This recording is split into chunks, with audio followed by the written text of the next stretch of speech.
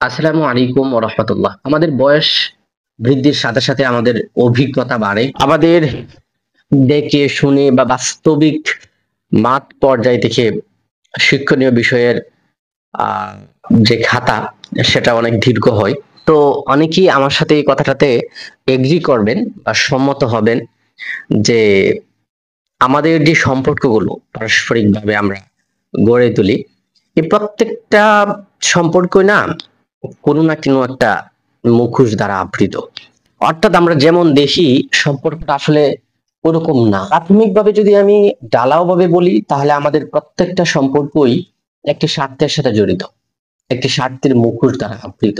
আর এই স্বার্থের মুখোশের জন্যই আমরা দেখি যে মানুষের সাথে আপনার যখন সম্পর্ক বা যে কোনো পার্সন, সেটা বন্ধু হতে পারে, কোনো আত্মীয় স্বজন হতে পারে, দেখবেন কোনো দরকারেই তারা আপনার সাথে সম্পর্কের যে গভীরতা সেটা বৃদ্ধি পায়।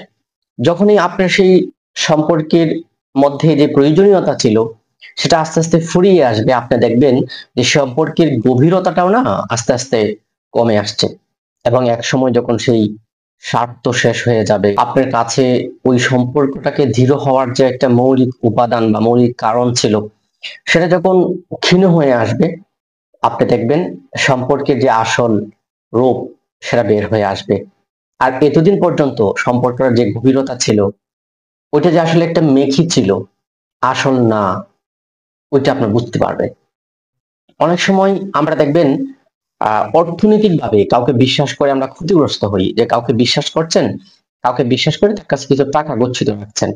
অথবা অনেক সময় দেখবেন যে কেউ একটা সমিতি করছে, আপনি সেখানে বিশ্বাস করে টাকা দিচ্ছেন। অথবা একটা মানুষ আপনাকে গিয়ে বললো যে আপনি আমার কাছে টাকাটা ইনভেস্ট করেন, আমি এই কাজগুলো করবো। আপনি কিন্তু তার কাছে ইনভেস্ট করছেন, কেন করছেন? আপনি তার কথা বিশ্বাস করছেন তাই ইনভেস্ট করছেন। তো এক সময় দেখবেন যে সে আপনার সাথে প্রতারণা করেছে, এরকম নিউজ আমরা অহরহ কিন্তু শুনতে পাই। এবং আমরা এগুলোকে হাইলাইট করি যে আমি তাকে বিশ্বাস করেছিলাম, অর্থনৈতিকভাবে বিশ্বাস করেছিলাম, কিন্তু সে আমাকে ঠকিয়েছে।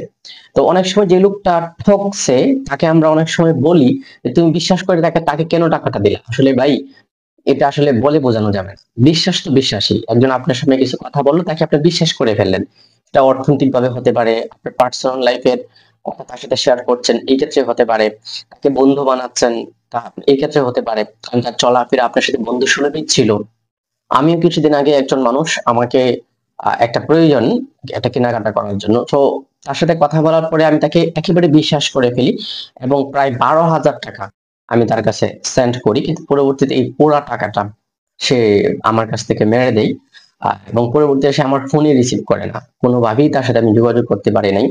তো এই যে মানুষকে আমি টাকাটা দিলাম, অনেকে আমাকে বলতে পারেন যে এটা আপনার বোকামি হয়েছে। আমি বলি যে হ্যাঁ, বোকামি হয়েছে, কিন্তু আসলে কি জানেন, আমি তার কথাবার্তা শুনে, সে দিনী মেজাজের, সে নামাজ পড়ছে, মাত্রই ভাত খাইছে, মানে এমন এমন কথাগুলো তার সাথে হয়েছে, তারপরে আমার একটা ট্রাস্ট বিল্ড হয়েছে, যার জন্য কিন্তু আমি তার কাছে টাকাটা সেন্ড করছি। তো যাই হোক, এরকম অর্থনৈতিক বিশ্বাস করে যদি আমরা অর্থনৈতিক ভাবে ঠকি, বা তাহলে কিন্তু আমরা এটাকে হাইলাইট করি, বা এটা সংবাদপত্রে আসে, মিডিয়াতে আসে, বা এটা আমরা জানি, আলোচনা হয়।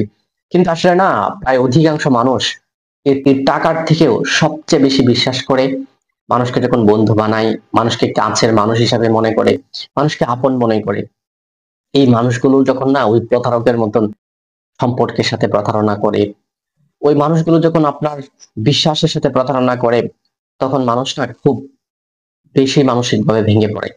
এবং এক সময় মানুষ এটা বুঝতে চেষ্টা করে যে না, প্রতিটি মানুষই না, এই প্রতিটি সম্পর্কে না এক একটা মুখোশের আড়ালে গড়ে ওঠে। প্রত্যেকটা সম্পর্কে একটা মুখোশ থাকে। এবং বর্তমানে দেখবেন যে মানুষ কাউকে ট্রাস্ট করতে পারে না। এর একমাত্র কারণ হচ্ছে এটাই, যে আমরা যখন মানুষের সাথে চলি তখন একটা মুখোশ নিয়ে চলি, এবং সেটা কিন্তু ভয়ঙ্কর। আপনি মনে করেন যে একটা ভাগ, তো সে যে হিংস্র প্রাণী সেটা কিন্তু আপনি জানেন, এবং তার সাথে আপনার বিহেভিয়ার, আপনার তার কাছে যাবেন কিনা আপনি সতর্ক হয়ে যাবেন, কারণ জানেন যে সে ভাগ, সে হিংস্র, সে আপনাকে খেয়ে ফেলতে পারে, সে আপনার ক্ষতি করতে পারে।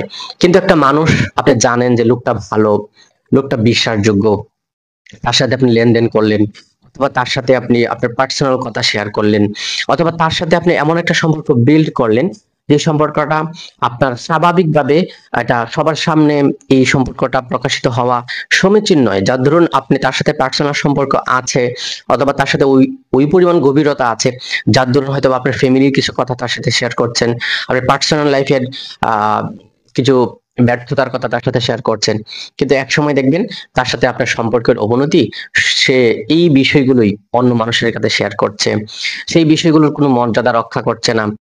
তখন আসলে আমাদের কিছু করার থাকে না। ওই আপনার অর্থনৈতিক ভাবে ক্ষতিগ্রস্ত হলে যেরকম ভাবে আফসোস করা বা এটা নিয়ে খুব নিজের প্রতি রাগ পোষণ করা, ঠিক সম্পর্কে যখন আপনার এই মুখোশটি প্রকাশিত হয়ে যায় না, তখন আমরা এরকম মানসিকভাবে ভেঙে পড়ি। তবে দিন শেষে একটা কথা বলি, আমাদের সতর্ক হওয়া উচিত। আমাদের অর্থনৈতিকভাবে কাউকে ট্রাস্ট করার ক্ষেত্রে যেরকম সতর্ক হওয়া উচিত, আমাদের বন্ধু বানানোর ক্ষেত্রে আমাদের ওরকম সতর্কতা হওয়া উচিত।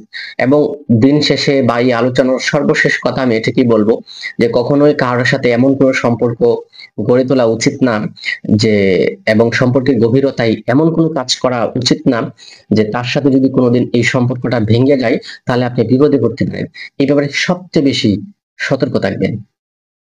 কারণ মনে রাখবেন, প্রত্যেকটা সম্পর্কই এক একটা মুখোশের আড়ালে ঢাকা থাকে। আল্লাহ তাআলা আমাদেরকে এই মুখোশধারী মানুষদের থেকে দূরে থাকবার তৌফিক দান করুক। আল্লাহ তাআলা আমাদের প্রত্যেককেই সৎ, ভালো এবং মুখোশহীন ভালো মানুষদের সাথে সম্পর্ক তৈরি করে দিক। আল্লাহুম্মা আমিন। আসসালামু আলাইকুম ওয়া রাহমাতুল্লাহ।